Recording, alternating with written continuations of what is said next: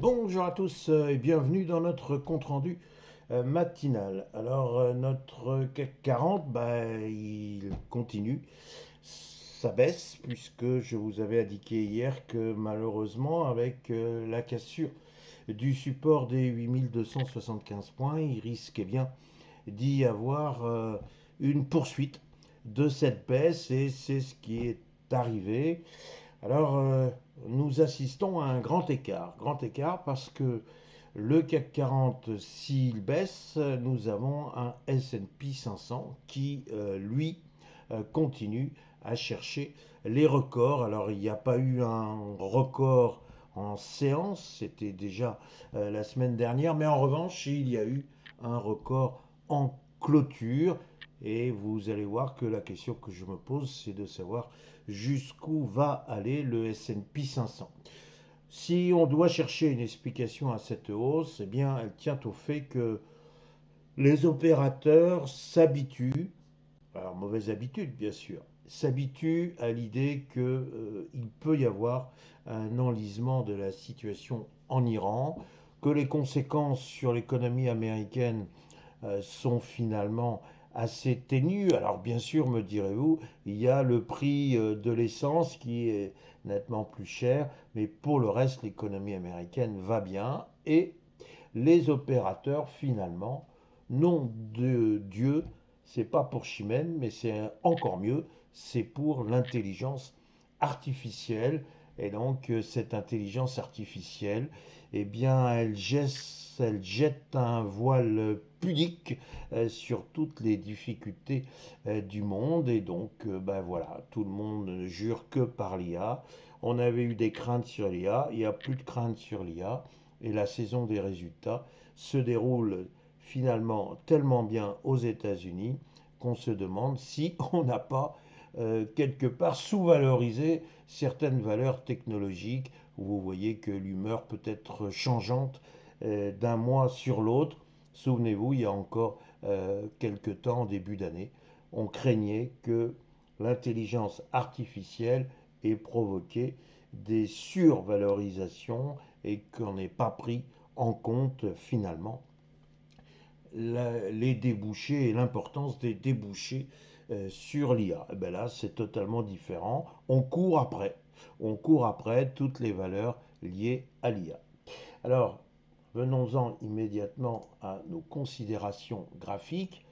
Regardez sur notre brave CAC 40. Je vous avais dit donc hier qu'il y avait une grande bougie rouge ici qui m'inquiétait, qui ne me plaisait pas. Pourquoi? Parce qu'elle venait agresser très franchement le support des 8275 points.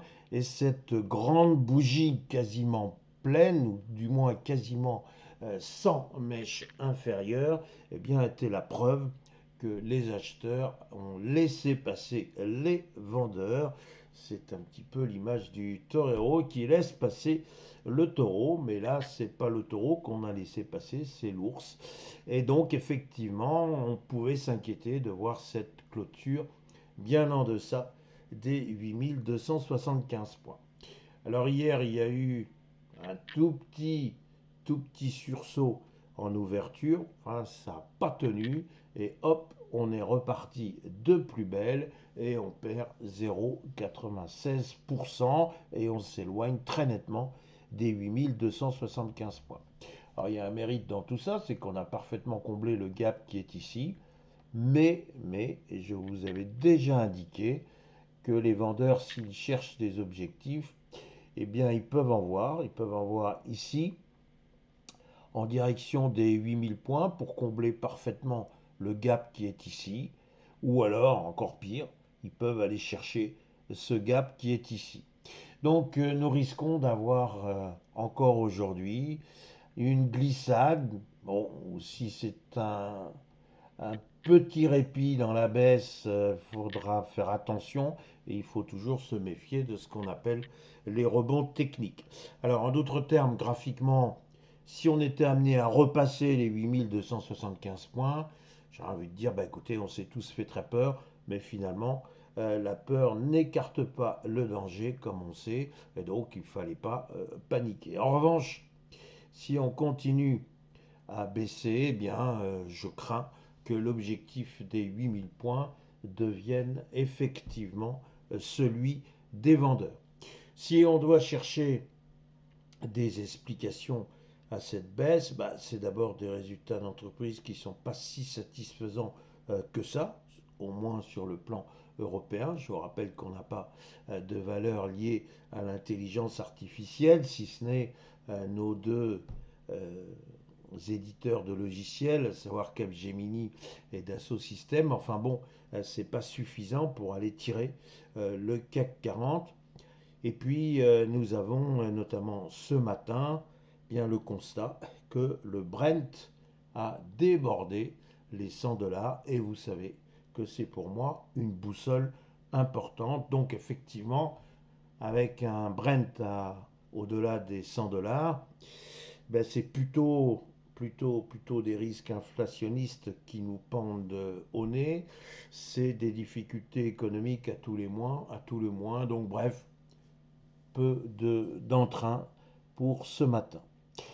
Voilà ce que je peux vous dire sur le CAC 40. Encore une fois, tant qu'on n'est pas reparti au-dessus des 8275 points, eh bien on se met plutôt du côté vendeur.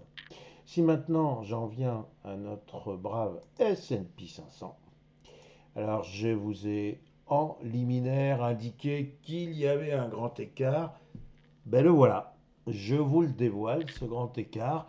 Nous avons un CAC 40 qui est parti très clairement à la baisse et nous avons un S&P 500 qui lui a envie d'aller retrouver des plus hauts. Alors vous vous souvenez qu'hier j'avais posé la question de savoir s'il n'y avait pas un petit point de côté, c'était même plutôt avant-hier, ici, là, il y avait une toute petite bougie rouge. Et je me suis dit, tiens, est-ce que c'est pas un point de côté, le S&P 500, qui a besoin de souffler? On a vu que, bon, effectivement, il y a eu une baisse, parce qu'encore une fois, on s'est aperçu que bah, il n'y aurait pas de réunion à propos de la situation en Iran. On voit bien que le bras de fer continue, qu'il s'éternise. Alors hier, on en a pris son parti en disant de toute façon, bon, c'est pas la peine de se faire des cheveux avec la situation en Iran. Elle est là, elle est bien là. Écoutez, le mieux, c'est de se distraire en quelque sorte. Eh ben, on va se distraire avec les résultats d'entreprise, notamment le secteur technologique. Et là, effectivement, eh ben, on s'aperçoit que ça va bien, plutôt bien. On est même en train de se demander si le S&P 500 n'a pas pris du retard parce qu'on est en train de prévoir une hausse des bénéfices pour ce premier trimestre supérieure à 15%. Certains sont en train d'envisager les 19% et pourquoi pas les 20% pour obtenir un beau chiffre rond. Alors, notre S&P 500, dans cette hypothèse, eh bien, il nous a dessiné une magnifique bougie verte. Il nous a gratifié d'une hausse de 1,05%. C'est pas mal pour lui, hein. C'est pas mal du tout. Et il s'approche effectivement eh bien, d'une éventuelle résistance dans la zone des 7135 points. Pourquoi éventuelle? Ben parce que jusqu'à présent, on n'avait pas atteint de tels niveaux et donc on se pose la question de savoir si cette zone des 7130 points, 7140 points, est-ce que c'est la future zone de résistance ou pas? On n'en sait rien.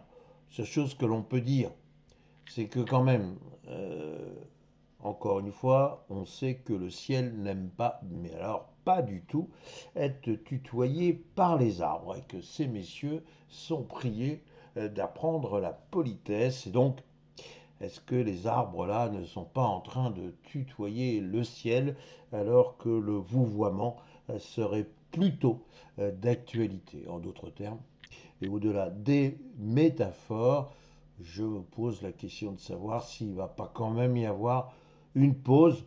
On a quand même deux bougies rouges ici. Alors certes, il y a une nouvelle bougie verte.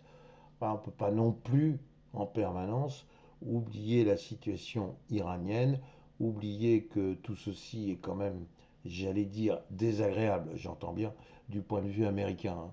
Du point de vue iranien, c'est pas une question d'être désagréable, c'est une question d'horreur, ça n'a rien à voir. Mais bref, du côté de la psychologie américaine, on voit bien qu'encore une fois, ils préfèrent se focaliser sur les bonnes nouvelles plutôt que les mauvaises nouvelles.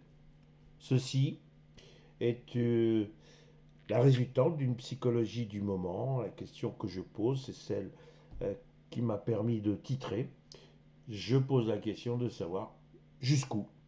Voilà, donc personnellement, je serais tenté de devenir quand même un peu prudent, sauf, sauf s'il y avait un débordement des 7140 points. Et donc là, je serais presque à venir vous présenter mes excuses pour un excès de prudence. Mais bon, est-ce qu'on doit véritablement s'excuser d'être prudent ou est-ce finalement une bonne attitude? À vous de juger. Sur ces quelques paroles, que j'espère bonnes, eh bien, il me reste à vous souhaiter une excellente séance. Merci.